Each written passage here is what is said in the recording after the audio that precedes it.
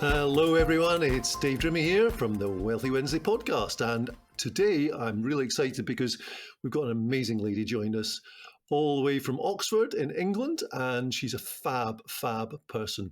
Tara, are you there? Tara O'Brien. Hi Dave, how are you? Oh, outstanding, thank you very much. Good. I am so delighted to welcome you onto the show because you have got such a wealth of experience in the recruiting field, and from our conversation, you get the pathway of recruiting talent, really great people.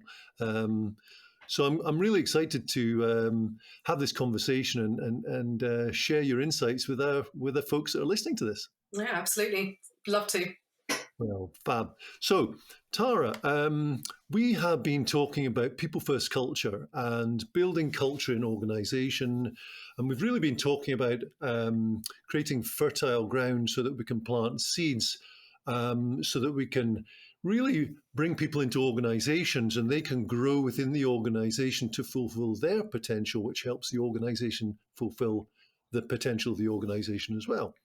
So with your wealth of experience, before we dive into that, could you just possibly just share with us your kind of journey to where you are now and what you're doing in your current role or various roles? Sure. Yeah, no problem at all. So my background is actually almost entirely in the recruitment industry. When I was 21, which is a very long time ago now, I started working in recruitment agency, and I continued to work in recruitment agency until about 3.5 years ago. And my last role was in a healthcare, medical, life science sales, marketing, and comms recruitment business. So we specialized in those areas. And I was there for 8 years, and my last role was actually managing director there. I left agency because I wanted to try something different. I wanted to go in-house into an organization. So there's a big difference between agency recruitment and in-house recruitment.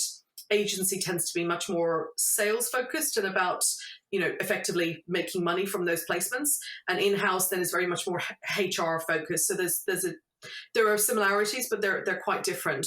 And so I went to work for the NHS, again, because I'd been in medical, for almost 8 years prior to that, and healthcare. The NHS felt really aligned, and I wanted to do something different. And so I joined one of the very large Oxford trusts, and and I'm currently head of resourcing for Oxford Health. And alongside that, I also consult with organisations, which tend to be more the small to medium organisations, on their recruitment strategy.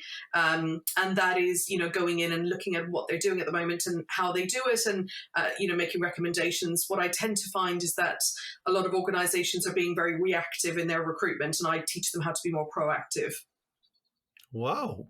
So what I'm hearing is that you're clearly involved with a government body, but you still are aligned to the commercial companies that are out there in the marketplace. Yeah.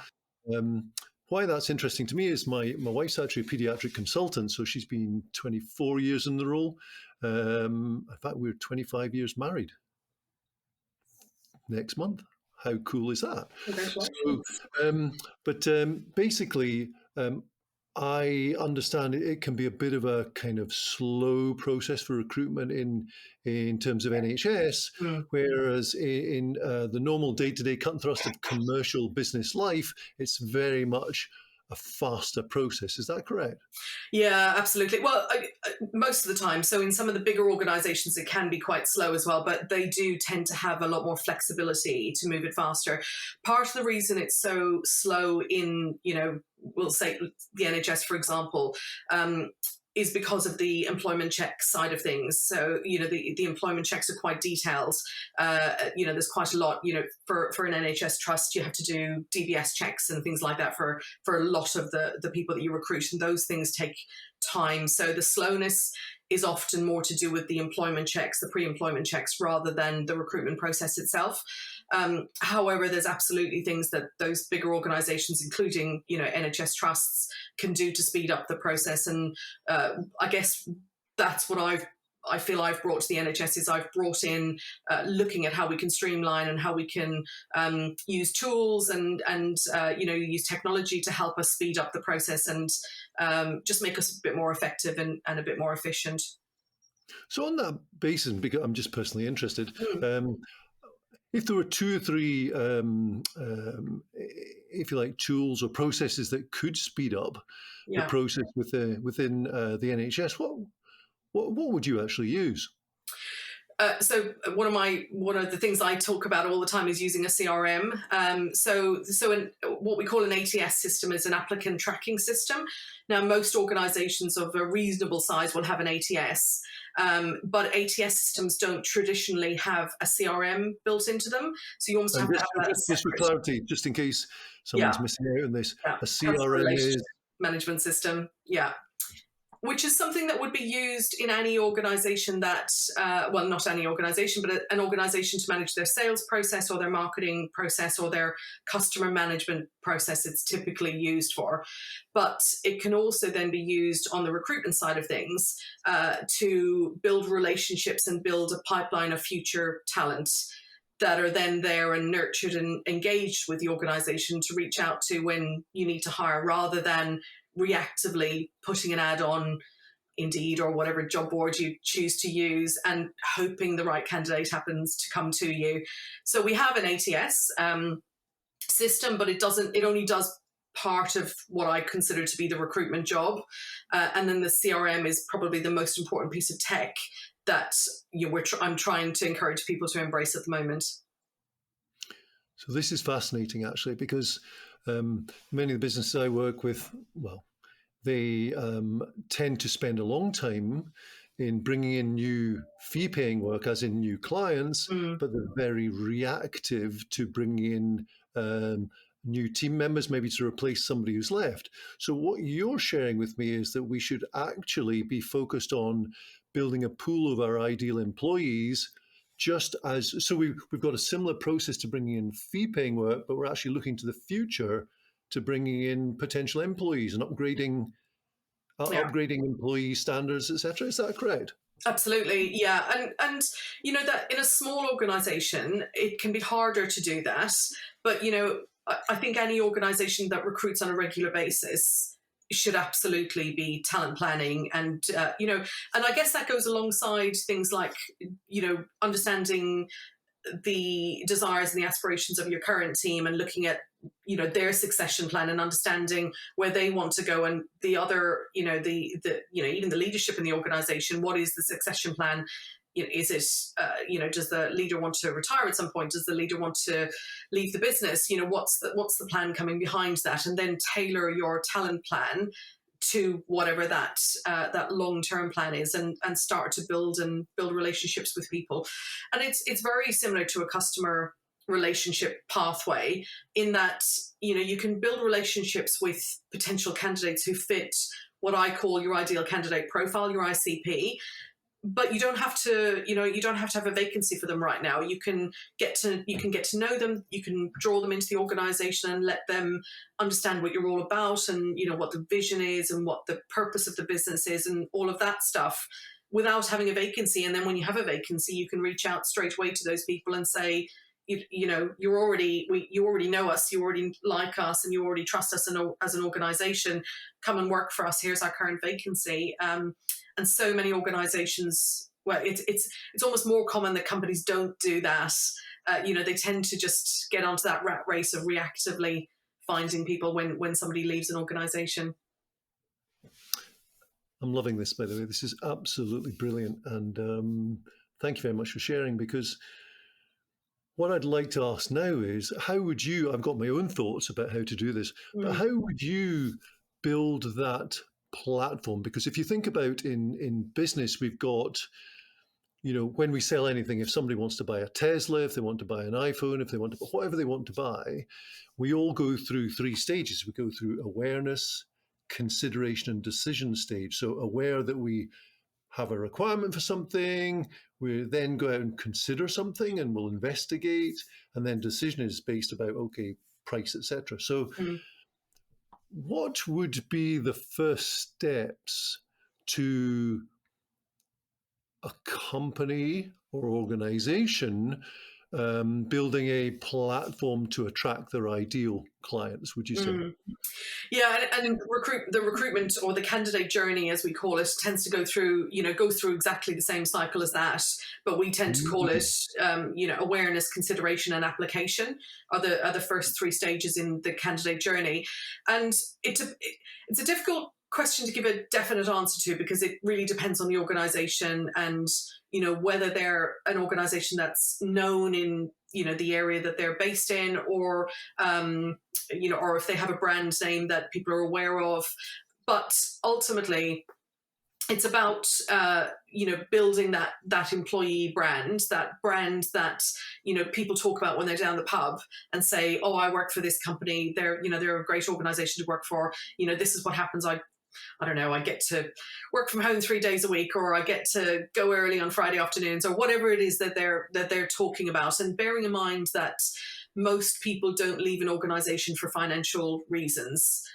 Obviously, some do, and of course, at the moment, there's a little bit more of that because of the financial current situation where it's difficult for people to cost of living is going up. But generally speaking, people leave for because of their manager or because of the organization, and it's usually linked in with fairness somewhere along the line. They rarely leave just because of money. So if you've got somebody talking about the organization they work for being really inclusive, really caring, really wanting to look after their employees and nurture them, they're going to tell other people that, and that's how you start to spread your brand message. There's other ways you can spread your brand message. So tools like LinkedIn, if you're recruiting for people in the professional sector, LinkedIn tends to be a great tool, getting people to follow your social media pages. LinkedIn, obviously, but the Facebook, Instagram, TikTok, whatever the platforms are on that you're on at the moment, but also then putting out content that's going to be relevant to them. So it's where companies go wrong with these type of pages is they start to put out information about why they're brilliant. Nobody cares about that. You've got to focus on what's in it for the candidate. So you've got to put yourself in the candidate's shoes and think, what's in it for me from the candidate's perspective. So, saying, "Oh, we're an organization, we've got offices in blah, blah, blah." Nobody cares. What they care about is how you're going to make them feel and what you're going to do to, make them feel like they're the right employee for your organization. And so that content that you need to put out to really build that brand needs to be all about what you're going to give to the candidate, not who you are. Love it. I think that goes back to what I said at the beginning. It's about creating that fertile soil, isn't it? Yeah, in which absolutely. you can plant the right seeds.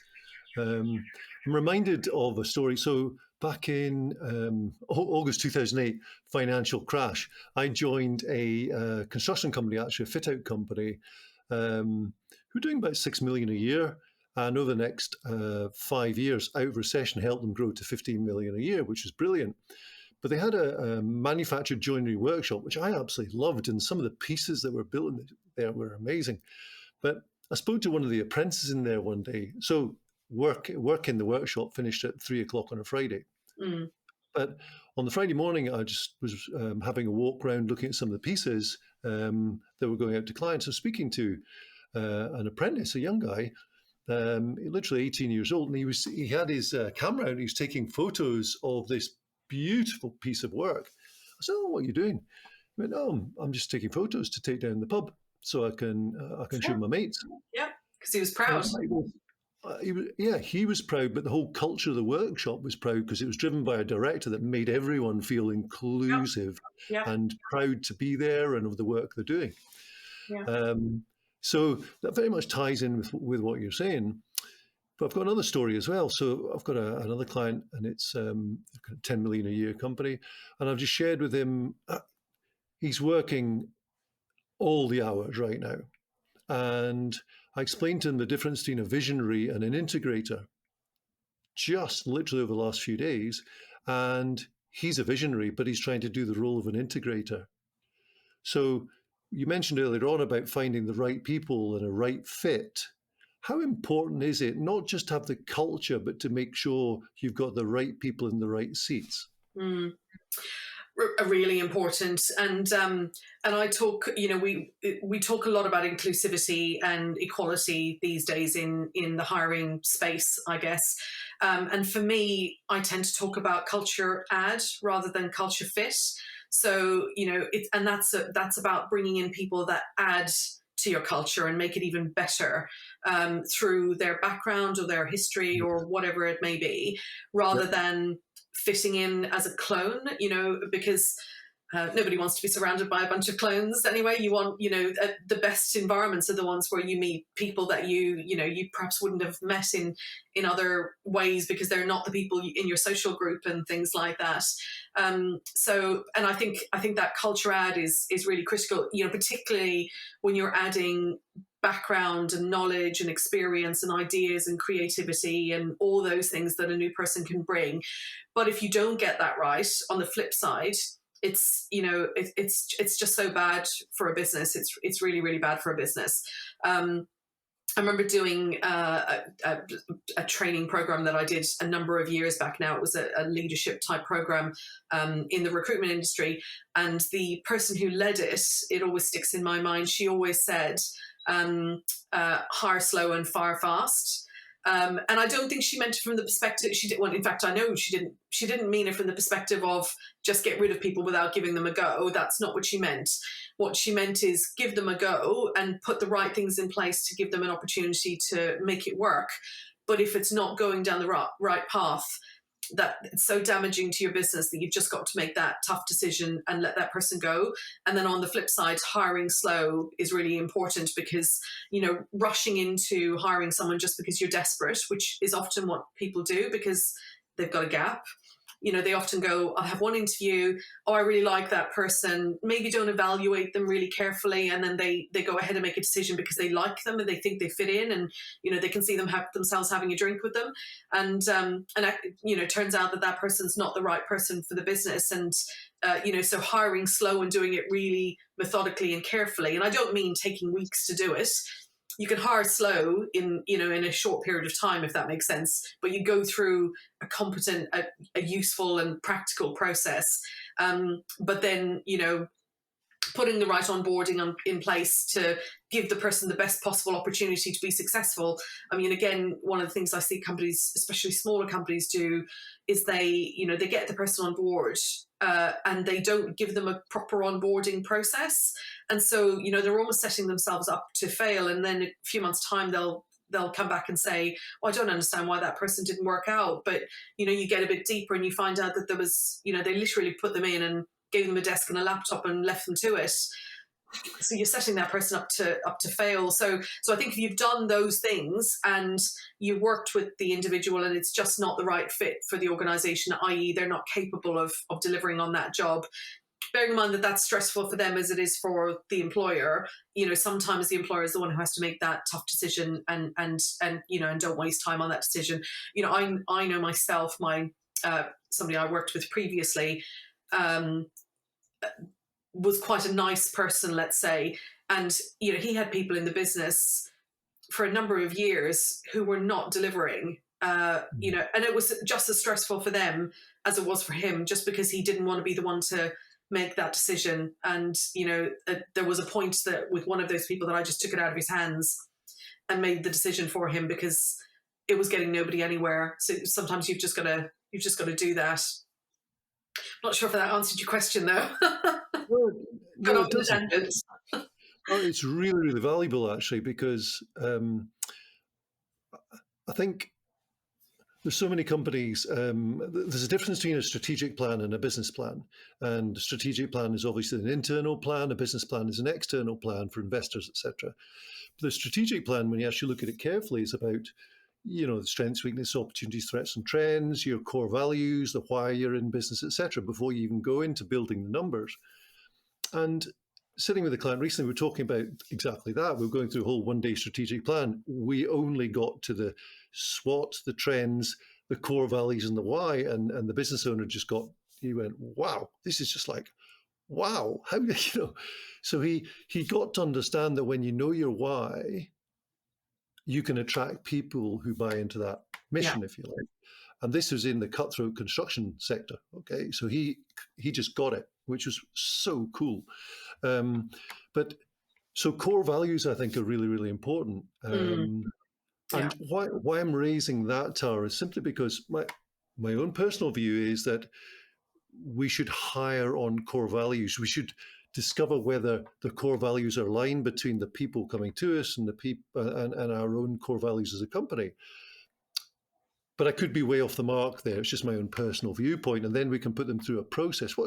What's your thoughts on that, and what would be a process you might, if you like, an ABC process to bring in the right talent based on your experience?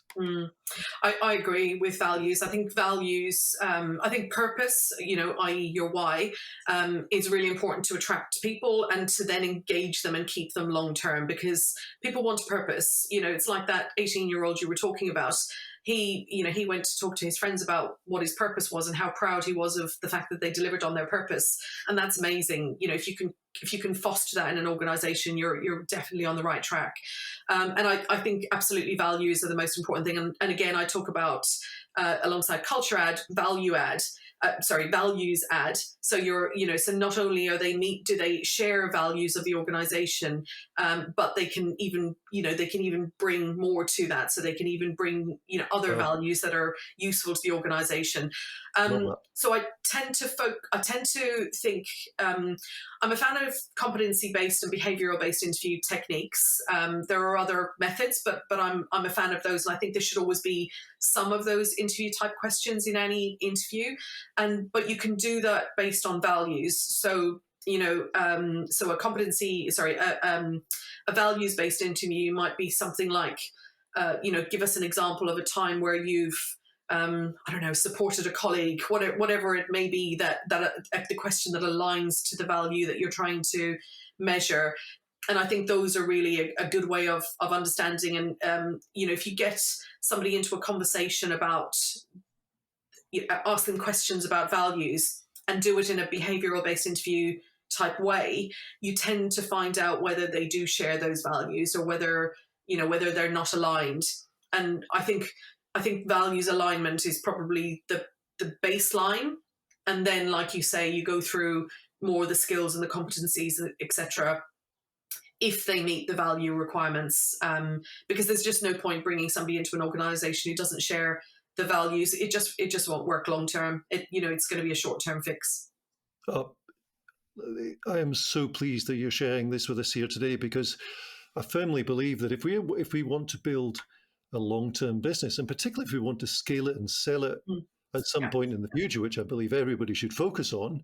One of the great questions I ask is, what's your exit plan when I meet a potential new client? And they kind of look at me like a rabbit in the lights and just go, what do you mean?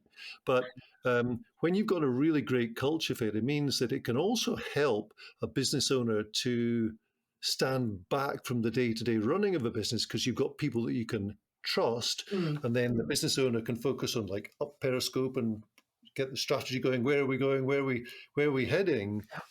Would you agree with that? 100%. I think and I think for any owner or any founder to actually grow the business, they've got to bring people in that they can trust and they know are aligned to their values. But I guess the other thing I always think as well is that it's not, so the owner tends to be the one who, in a smaller company, the owner or the founder tends to be the one who starts off the values. But then, you want people to come into the organization with their values. And that's when the values add comes in. And so it becomes where it's not just about the owner being the one to drive the values, but it's the organization drives the values. And that's at the point where the founder can start to think about, their exit plan, because actually the business runs perfectly well without them. Yes, they may have led from the front with values and they may have set the foundation, but everybody lives by those values. So actually, if they're not driving them, then it doesn't matter anymore. And that's when you start to look at an effective exit strategy. This is fascinating. I was just chatting to a business owner last week that do roughly 20 million a year, and it was a fascinating conversation on so many levels. But one thing that was very relevant to our chat today was he drove the business 7 days a week, 18 hours a day, boom, boom, boom, a typical entrepreneur. And then the people that were with him at the time, same core values, a level down. Core values started slipping, another level still further. And he's going, I'm lost as to what to do now because they don't share our core values. So with that in mind and that particular case, how would you go into an organization like that? And nice tail. And Sorry, the dogs just come running. I tried to shut them out. Sorry about that. No, not at all. Sorry, say that again.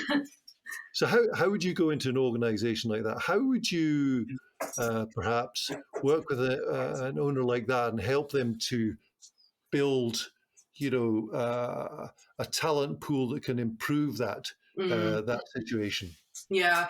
Well, I suppose the first thing is to, do that almost values elicitation exercise of really understanding what the values of the organization actually are. Because again, when you get to that size, it's not entirely about the values of the owner. It's about the values that you want the business to have and the values that you want everybody to. And they're usually fairly aligned. They're usually fairly similar, but they might not be exactly the same. There may be some other values that the owner shares, but aren't his or her driving values. So you need to bring that in. So I guess it's just understanding from those top layers, what are the values that you want the organization to embrace? And then, depending on what they are, well, I guess it depends on how far off the rest of the organization is in terms of meeting the values. But I do think values need to come from top down. They need to be, the founders and the leaders need to be clear on what they are. They need to really embrace those. They need to live and breathe those, and then they need to educate the other people, the other parts of the organization as to what the driving force is and why it's important. And I guess what you'll probably find is that people who don't embrace that or who don't enjoy that will leave the organization, or it may be that it may be that they're just not working in the right way. So there may be some difficult conversations because any kind of change process that you do is always difficult. It's always painful, and you'll get some people who will come along for the ride, and other people who will say this isn't for me, and that's fine. I think also the leaders need to be okay with the fact that some of those people might not want to stay and they might not want to embrace those new values. And then it's about having talent plan for, if they don't come along with us, what are we going to do? What gaps are we going to have in the organization? And what are we doing to build a workforce plan to fill those gaps with people with the right values and the right culture fit in the future? Interesting. And the analogy that's come to my mind now is it's a bit like maybe a Premier League football team, one of your Manchester Cities or Liverpool or whatever, Manchester United. Oh gosh, I'm getting into political nature here, but basically they are looking for goals. Yeah. They're looking to score goals, and every year there's new talent. There's talent scouts. They're bringing in the right people. They need a winger, or I don't follow football that much, but they're always bringing in new talent to fit in the right spot. They're always recruiting. So I think, as going back to what you were saying earlier on, for an organization to grow, we've got to continually be building that pool of expertise that we can reach out to, a pool for maybe finance people or sales people or ops people or whatever it might be, and just having that pool all the time. So is that a good analogy or a bad analogy? I think that's a great analogy. Actually, I hadn't thought of that one myself, because you're absolutely right. Football teams have people out there looking for talent all the time, whether they need it or not, because they're constantly on the lookout for, somebody who's going to come in and fill the gap that they potentially have. And, I think one of the most important things with that, so I'm a bit of a fan of data, which sounds really boring, but it's so important. And one of the things I tend to look at, and I did this in agency with my clients, is we look at their staff turnover rates. So, for example, if it was their sales team. So, as I said, I mentioned before, I worked in sales and marketing and communications recruitment. So we'd work with our clients to understand their sales team and how often those people turned over. And so that meant that as an organization, as an agency, we could, be ready to recruit the right people for their business when a vacancy came up. So, for example, if they had a team of 20 and they typically turned over 5 of those every year, we'd make sure we were building a pipeline as an agency to be able to fill those sales gaps for them, so that when they came to us, it didn't take the months to recruit. We'd be able to do that really quickly. Obviously, as an agency, that's what you're there for. And if you can't deliver on that, you're not going to make any money. But actually, organizations can do the same thing themselves. They just don't always think to plan ahead of where their gaps are likely to be. That is very, very valuable. So that's, again, it's just about planning ahead. And particularly if you're going to be scaling, you need to know where you need to know the revenue, and then you need to know the sales per employee, so you can actually scale up to be able to do that. Yeah, absolutely. So, and if you're scaling, if you're scaling, you should have as part of your strategy a picture of the key roles in the organization and what they're going to look like and the skills that those people are going to need. So, if anything, that makes it easy to talent plan and to work out to develop a workforce plan, because you have your strategy to get there. What are those people going to look like? And then, the next part is then, where are we going to find them? And let's start to build relationships with those people for the future. I love this because, again, another story. Sorry, I'll give lots of stories here, but another client basically said, "Oh, there's nobody out there, and woe is me, and doom, and we can't get anybody." And I went, "All right, okay, let's make a list of your competitors." And we just wrote down a dozen. So, do you know any contracts managers are in there? "Oh, I know about half a dozen. Da da da da da. Are there any good ones?" "Oh, yeah, 3 of them. Those 3 are fantastic." "Okay, do you think they've got a loyal force that would work with them if they came over and joined you?" And he just looked at me and went, "Oh, right." I said, "Well, maybe do you think we should be thinking 6 months out and start building a relationship?" So what you've said so far is exactly what we've been doing in the background with clients, and I absolutely love what you're sharing. It's just brilliant. Mm-hmm. It also leads me into another thought here, because hiring the wrong person. So when we're going through core values and we're figuring out the right people to go into the right place, are they an introvert? Are they an extrovert? Are they just interested in themselves, just in sales or commissions, or are they there to grow culture or whatever? Yeah. What is the cost of a mishire? I've got a couple of figures in my mind, but what is the cost? So say, for example, we were hiring someone on 50 grand, and they get it wrong by the time the onboarding's been going on and there's been input from MD or various people. What would be the cost of a wrong hire? Yeah, so there's loads of figures out there. If you research this, there's loads of figures out there, and generally, I don't really agree that they cover all the issues with a wrong hire. So usually, I think if you look at CIPD, which is the Chartered Institute of Personnel Development, which is generally where HR people are, they do education and things like that, and they're the governing, not governing body, but I've completely forgotten the word, the professional body. And so they will usually say, I think it's the cost of the salary of that person for a month, and the replacement, the cost of agency to replace agency, or the cost of hiring, whatever that is. That might be an advert. And there's a couple of other things they factor in. I can't remember exactly what they talk about. However, for me, I think you need to think about the cost of the salary of the person from the period of time that they have disengaged from the organization. So someone doesn't just decide one day, I'm going to leave. they'll have disengaged for a period of time before that. And so you might not be losing entirely all of their salary, all of the value of their salary, but you may be losing a quarter of the value of their salary because they're doing less or performing less or whatever it may be. You've then got the cost of hiring, and the cost of hiring is not just the cost of going to an agency or the cost of an advert. It's the cost of the hiring manager to sit and look at CVs. It's the cost of whoever writes the advert. It's the cost of if you've got an interview panel, it's the cost of the interview panel's time to sit and go through, I don't know, 4 or 5 interviews. If you've got 3 people on an interview panel and they're interviewing 5 people, that's a lot of hours that you've got to factor in. You've got to factor in the onboarding time. Nobody walks into an organization and performs from day one. You're looking at realistically 3 to 6 months before they're at full capacity, depending on the job. So it's difficult to give exacts without knowing the role, because if it's a relatively straightforward job, they may be performing up to capacity or their full level within a month. But if it's a very difficult role, or it's technical, or there's a lot of systems or learning, it could be 6 months.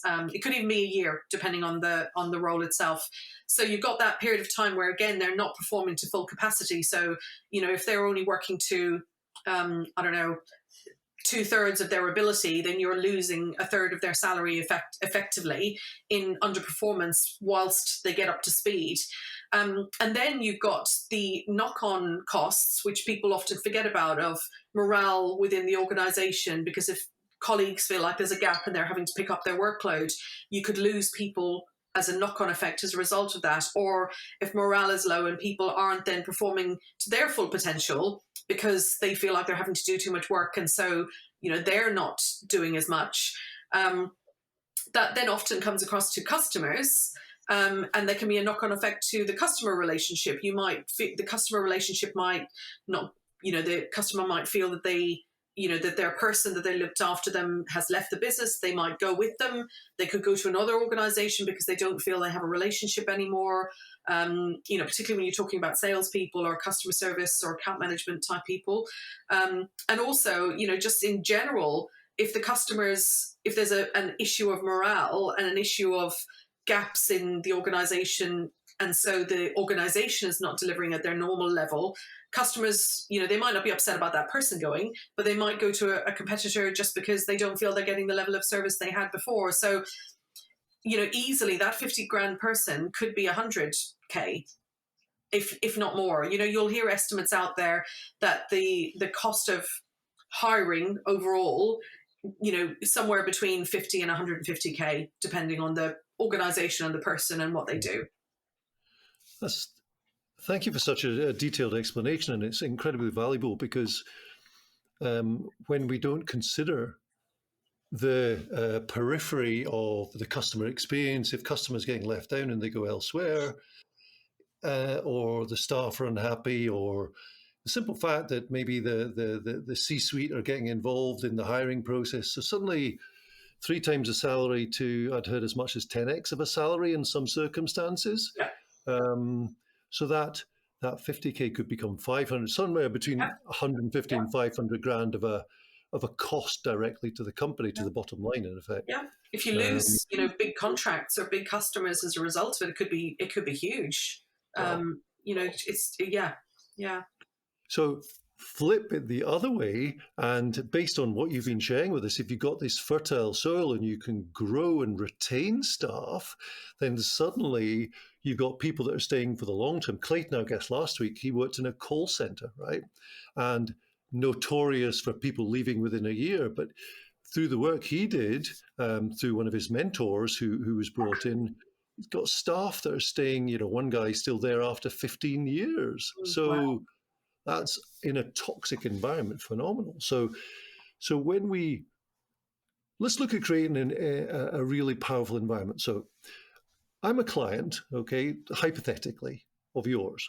So you would come in and we'd look at probably the existing culture, the core values, take me job descriptions, all that kind of stuff. If you were to take me through, you've looked at the culture and you've gone, okay, this is brilliant. You've looked at the core values, I really like that. where would we go from there with regard to job descriptions all the way through to onboarding? What would be the kind of steps? So the early steps are, once you've done those things, is to really then be clear on your messages that you want to put out. So, and that's both internally and externally. So having that clear employer brand and employee brand messages that are true, that you live and breathe, because there's no point saying, this is who we are as an employer and putting those messages out if it's not true, because it's, that psychological contract will be broken almost immediately. And so it's really, really important to live and breathe those things. You see so many organizations who decide on their values or their mission or their purpose or whatever it is, and they put it up on the wall and make it all pretty, and then they don't actually live by them. So it's just becomes a completely pointless exercise.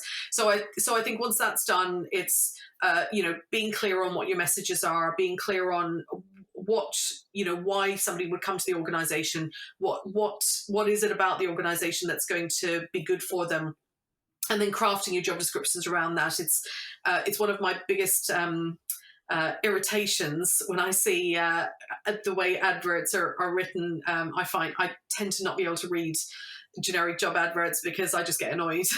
The amounts that are out there, and one of my biggest tips for writing adverts is a lot of organizations will start off, excuse me, I'm going to sneeze. Sorry, trying to hold that back. A lot of organizations will start off talking about the company and, we're this and we're that, and, we're all these things, and, how brilliant are we, come and work for us. Nobody cares. Candidates don't care about that. You've got to start your advert with what's in it for them. So it's, it's a bit like we talked about earlier. You've got to put yourself into the candidate's shoes and think, right, what is my candidate? And sorry, taking a step back from that, you've got to build an ideal candidate profile for each of the key staff groups that you've got. So, for us, if it's a nurse, for example, that's a staff group. We would identify what an ideal nurse looks like to the organization, and it's very, very similar to building an ideal client profile, but you're just focusing on the candidate. What kind of background would they come from, what's going to be important to them, what drives them, what motivates them. It's understanding those those things that are beneath the surface. It's not the stuff you see on a CV. Once you've done that, you can then take your business information and put the two together and say, well, this is who we are and this is what that person wants, right? How are we going to get the message out in our adverts that attracts and this person looks at and goes, oh my God, they're talking to me. And if somebody reads a job ad, they need to be reading it and thinking, this job description was written for me. Every now and then you'll read a job ad and you'll go, oh my God, that's my job. That was literally written for me. That's a good quality job ad, and that's what you're trying to get to. So, so many companies need to get out of, their own way almost, and stop thinking about what's important to them, and think, right, well, it doesn't matter what's important to me.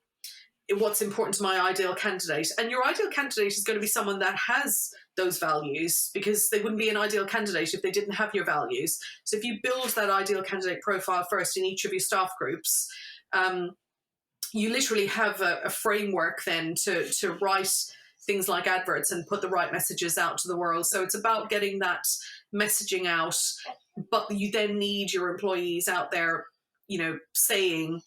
backing it up and saying it's true. Because if somebody bumps into somebody again, in a coffee shop, and they say, oh, I know you work for X company and I saw they're advertising for this and the job sounds great, I'm really interested. What you can't then have is the employee going, oh yeah, but it's none of it's true, it's awful, it's a terrible environment, I hate working for them, because you've got a massive disconnect between the two. So it's everything feeds in to together to that employer, what we call employer brand. But the employer brand is not just about logos and words and visions and missions. It's got to be breathing. It's got to be so real that people, you ask an employee what they think of the organization and they say those words, and that takes a bit of time to get to. And as I said earlier, it comes from the top down, and it comes from education and people feeling like that it is the fact and it's the true version of the company. Authenticity. Yeah. Absolutely. It's authenticity. got to be real. Yeah.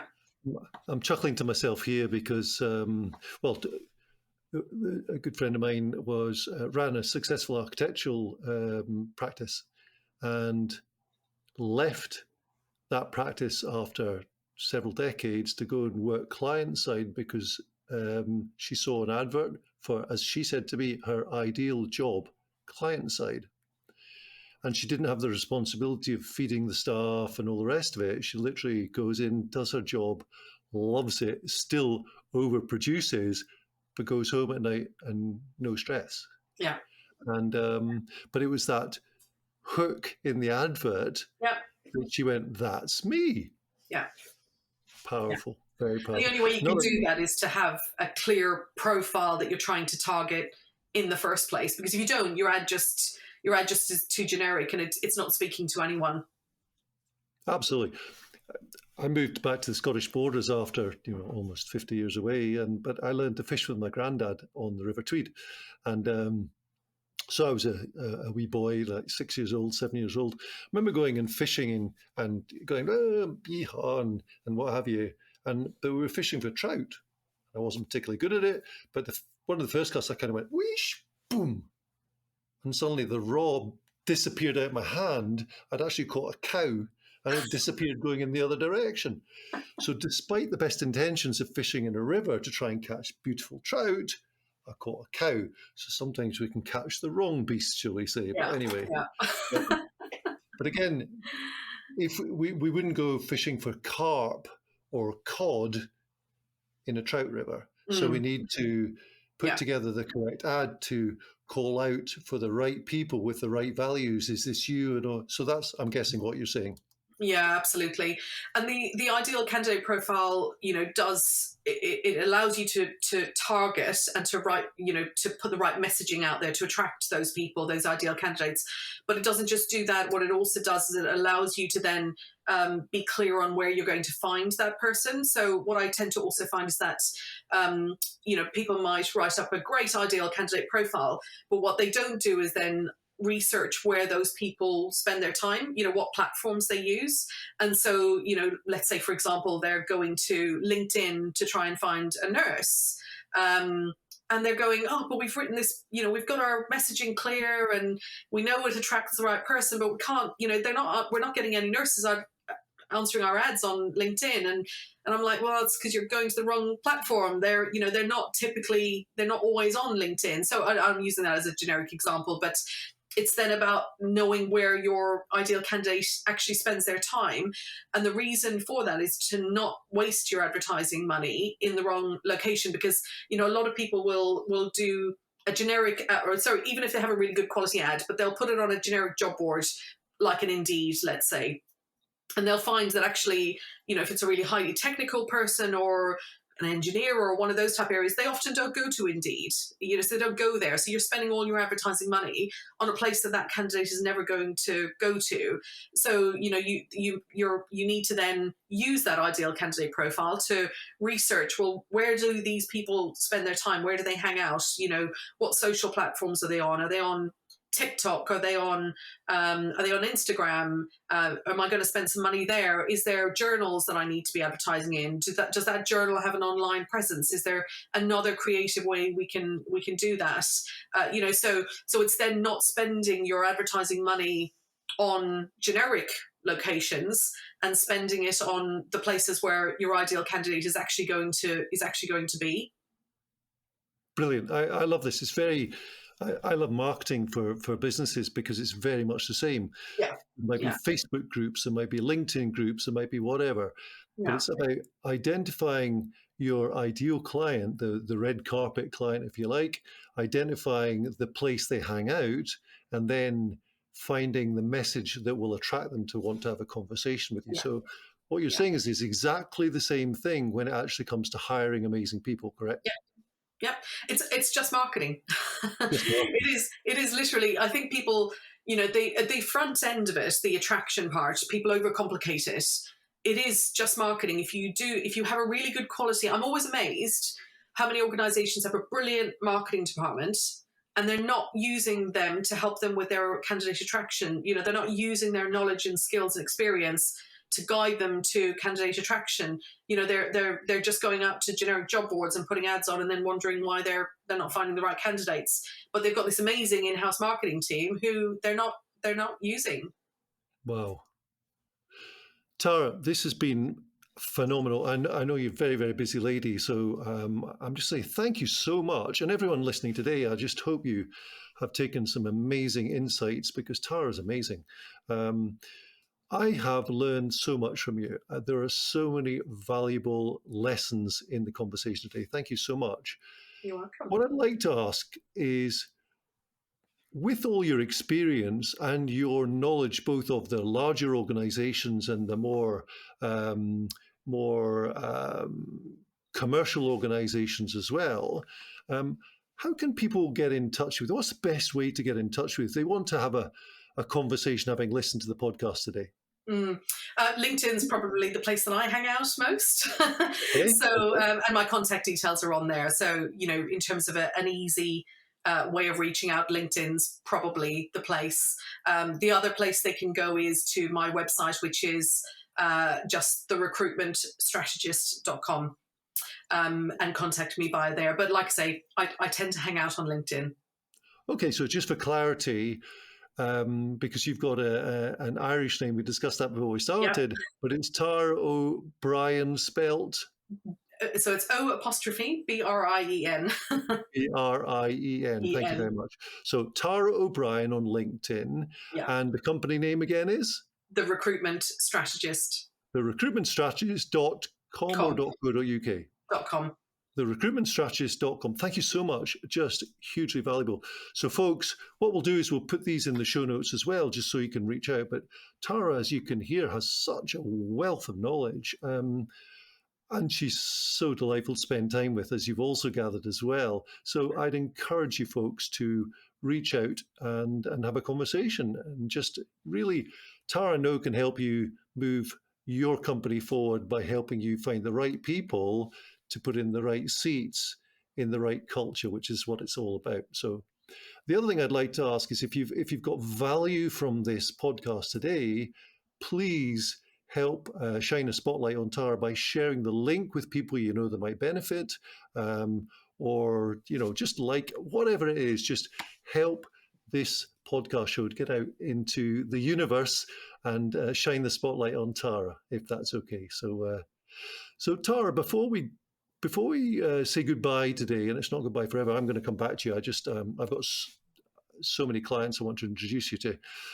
If there was one last gem that you would suggest as business owners or people involved in the hiring process, if there was one gem that everybody should consider that possibly we touched on today, or maybe not touched on today, what would that gem be that you would share?